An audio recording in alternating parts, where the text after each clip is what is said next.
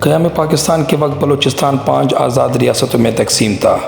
کلات سب سے بڑی ریاست تھی، اس کے پاس بلوچستان کا 20% رقبہ تھا، جبکہ باقی 80% علاقہ خاران، بیلا، مکران اور برٹش بلوچستان میں تقسیم تھا۔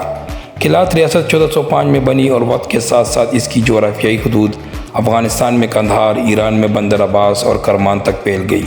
کراچی بھی اس کا حصہ ہوتا تھا۔ اس زمانے میں کلات میں بلوچ اور بریہوی دونوں قبائل آباد تھے، لہٰذا کلات کو بلوچ بریہوی سلطنت کہا جاتا تھا۔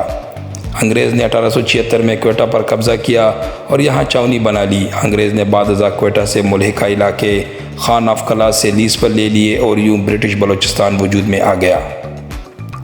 بلوچستان کا نام اس سے قبل تاریخ میں موجود نہیں تھا۔ انگریز کا فوکس پشتون علاقوں کی طرف تھا، لہٰذا وہ افغان سرحد کے ساتھ ساتھ پشتونوں علاقوں میں اپنا اثر رسوخ بڑھاتے چلے گئے۔ کوئٹہ کے بعد زیارت اور فورٹ سینڈمن ان کے بڑے مرکز تھے۔ ڈیرہ بگٹی، کولو، سبی، چاغی، لورالائی اور پشین بھی اس میں شامل تھے۔ باقی تمام ریاستیں اور علاقے خود مختار رہے۔ بہرحال 1947 میں انگریز نے ہندوستان کی 565 پرسنلی اسٹیٹس کی طرح بلوچستان کی ریاستوں کو بھی 2 آپشن دیے: بھارت میں شامل ہو جائے یا پھر پاکستان کے ساتھ مل جائے۔ برٹش بلوچستان یعنی موجودہ کوئٹہ نے جون 1947 میں پاکستان کے حق میں قرارداد پاس کر دی۔ نواب آف خاران نے لیڈ لی اور یہ پاکستان میں شامل ہو گئے۔ چند دن بعد ریاست بیلا اور مکران بھی پاکستان میں شامل ہو گئے۔ یوں کلات پیچھے رہ گئی۔ خان آف کلات میر احمد یار خان اپنی سرداری اور لوگوں کو قائل کر رہے تھے، لیکن اس میں بڑے وقت ضائع ہو گیا۔ اس دوران آل انڈیا ریڈیو میں کلات نے بھارت میں شامل ہونے کی خبر نشر کر دی۔ اس سے افراتفری پھیل گئی۔ خان آف کلات نے قائد اعظم سے ملاقات کی اور 30 مارچ 1948 کو پاکستان میں شمولیت کا اعلان کر دیا۔ اس اعلان میں ان کے خاندان اور دوسرے سرداروں کی رضامندی شامل نہیں تھی۔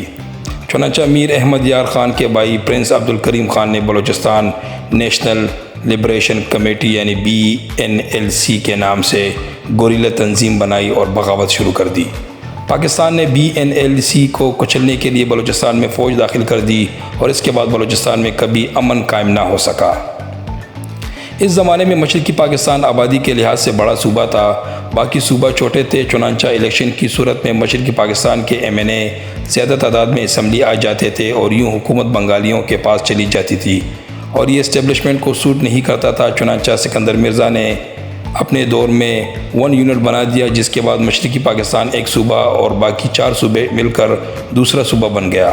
بلوچستان نے اسے تسلیم نہیں کیا اور یوں یہاں دوسری مرتبہ بغاوت شروع ہو گئی۔ اس بغاوت کو بھی کچلنے کے لیے فیلڈ مارشل ایوب خان نے بلوچستان میں دوسری مرتبہ فوج چڑھا دی۔ کلات پر قبضہ ہو گیا اور خان آف کلات کا محل لوٹ لیا گیا۔ اس کے بعد پے در پے آپریشن ہوتے چلے گئے، یہاں تک کہ نوبت جعفر ایکسپریس پر قبضے تک پہنچ گئی۔ ہمیں آگے بڑھنے سے قبل 2 حقیقتوں کا ادراک کرنا ہوگا۔ پہلی حقیقت بلوچستان کی جغرافیائی صورتحال ہے۔ بلوچستان ایک بنجر اور بیابان علاقہ ہے، جس کی وجہ سے ماضی میں یہاں کسی بڑی طاقت نے قبضے کی کوشش نہیں کی۔ سکندر اعظم سے لے کر برطانیہ تک کبھی کسی بڑی فوج نے یہاں سے گزرنے کی غلطی بھی نہیں کی۔ اس کی وجہ چارے، پانی اور خوراک کی کمی تھی۔ ماضی میں فوجیں اور گھوڑوں پر سفر کرتے تھے اور گھوڑوں کو چارہ اور پانی درکار ہوتا تھا۔ بلوچستان میں یہ دونوں نہیں ہے، لہٰذا بلوچستان کو ماضی میں کسی بڑی یلغار کا سامنا نہیں کرنا پڑا۔ تمام طاقتوں بشمول مغل اور برطانیہ انہیں آزاد تسلیم کرتے رہے اور انہیں ایران اور افغانستان کے بفر زون کی حیثیت سے وظیفہ بھی دیتے رہے اور یہ مجبوری بلوچوں کی DNA کا حصہ بن گئی۔ یہ جانتے ہیں کہ ہم پر کوئی حملہ آور نہیں ہوگا، نہ مستقبل پر ہم پر کوئی یہاں پر مستقل طور پر رہ سکے گا۔ چنانچہ یہ ہمیشہ دوسروں کی اس کمزوری کا فائدہ اٹھاتے ہیں۔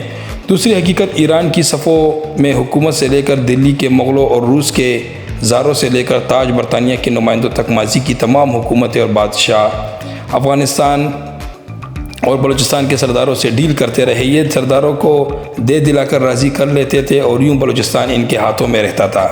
انگریز نے بھی خان آف کلات سے ہزاروں مربع میل کا علاقہ کرائے پر لے لیا اور یہ انہیں اس کا کرایہ دیتے تھے۔ چنانچہ بڑی طاقتوں اور حکومتوں سے وصولی سرداروں کے DNA میں شامل ہو گئی۔ حکومت پاکستان بھی یہ غلطی کرتی رہی، اس نے ہر دور میں سرداروں کو ہاتھ میں رکھا۔ یہ کبھی ایک سردار کو اقتدار دے کر دوسروں کو کنٹرول کرتی تھی اور کبھی دوسرے سرداروں کو آگے لا کر پہلے سرداروں کو قابو کر لیتی تھی۔ بلوچستان پاکستان کا واحد صوبہ ہے جس کی پوری اسمبلی کابینہ میں شامل ہوتی ہے۔ تمام ایم پی ایز وزیر ہوتے ہیں۔ اپوزیشن لیڈر نام کا ہوتا ہے، یہ بھی صرف پروٹوکول انجوائے کرنے کے لیے بنایا جاتا ہے۔ صوبے کا ترقیاتی بجٹ بھی آپس میں سب تقسیم کر لیتے ہیں۔ آپ المیہ دیکھیے، عبدالقدوس بزنجو صرف 544 ووٹ لے کر ایم پی اے بنے۔ ٹوٹل رجسٹر ووٹ جو ہے وہ 57,666 تھے اور یہ ان 544 ووٹوں کے ذریعے بعد ازاں وزیر اعلیٰ بن گئے۔ لوگ انہیں سیلنگ وزیر اعلیٰ کہتے تھے کیونکہ یہ اپنی شبینہ مصروفیات کی وجہ سے دن 12 بجے اٹھتے اور اس کے بعد اگلی مصروفیات کا بندوبست شروع کر دیتے، اور یہ کہ بلوچستان میں ہزارہ سال سے جاری، یعنی سرداروں کو ہاتھ میں رکھیں، ان کے مطالبات پورے کرتے رہیں اور سسٹم چلنے دیں۔ اس بندوبست میں سردار امیر سے امیر ہوتے چلے گئے جبکہ عوام غریب سے غریب تر ہوتی چلی گئی۔ آپ یہاں دوسرا المیہ یہ بھی دیکھیں، بلوچستان کا 90% حصہ ہی ایریا ہے۔ اس ایریا میں پولیس نہیں ہے، لائن آرڈر کی ذمہ داری لیویز کے پاس ہے۔ 90% علاقہ سرداروں اور ان کی بلوچ فوج کے قبضے میں ہے اور اسمبلی اور حکومت بھی ان کی جیب میں ہے۔ ریاست بڑی حد تک اس کھیل کا حصہ ہے، یہ خاموشی سے یہ کھیل دیکھتی ہے، اور اگر خدا نخواستہ کبھی کھیل رک جائے تو یہ اس میں خود کود کر اسے دوبارہ سٹارٹ کر دیتی ہے۔ اس کا نتیجہ یہ نکلا، بلوچستان میں فرسٹریشن پھیل گئی۔ بلوچستان میں اس فرسٹریشن کی 3 وجوہات ہیں۔ پہلی وجہ سوشل میڈیا ہے۔ بلوچستان پاکستان کے اہم علاقوں سے کٹا ہوا تھا۔ عام بلوچ کو لاہور، کراچی اور اسلام آباد کی ترقی کا اندازہ نہیں تھا، لیکن جب موبائل فون آیا اور اس کے ساتھ سوشل میڈیا آ گیا تو محروم بلوچ نوجوانوں کو معلوم ہو گیا بلوچستان کے خوش پہاڑوں کے دوسری طرف جنت آباد ہیں۔ کے پی اور پنجاب کے ساتھ رابطہ سڑک بھی بہتر ہو گئی، لہٰذا بلوچ نوجوانوں کو ملک کے دوسرے علاقے دیکھنے کا موقع مل گیا۔ یوں انہوں نے اپنے حقوق کی بات کرنا شروع کر دی۔ اور تیسری وجہ، بلوچ سرداروں کو محسوس ہوا یہ نوجوان جلد یا بدیر ہم سے سوال کرنا شروع کر دیں گے، چنانچہ انہوں نے ان کے سوالوں کو ریاست، فوج اور پنجاب کی طرف موڑ دیا۔ یہ انہیں خود کہنے لگے، آپ فوج اور پنجاب اور ریاست سے پوچھیں ہمارے حصے کی نوکریاں اور ترقیاں کہاں ہیں۔ نوجوان سادے تھے، انہوں نے سرداروں اور اپنے سیاستدانوں سے پوچھنے کی بجائے ریاست سے پوچھنا شروع کر دیا، اور یہ صورتحال بھارت کو سوٹ کرتی تھی، لہٰذا یہاں سے بھارت بلوچستان میں کود گیا۔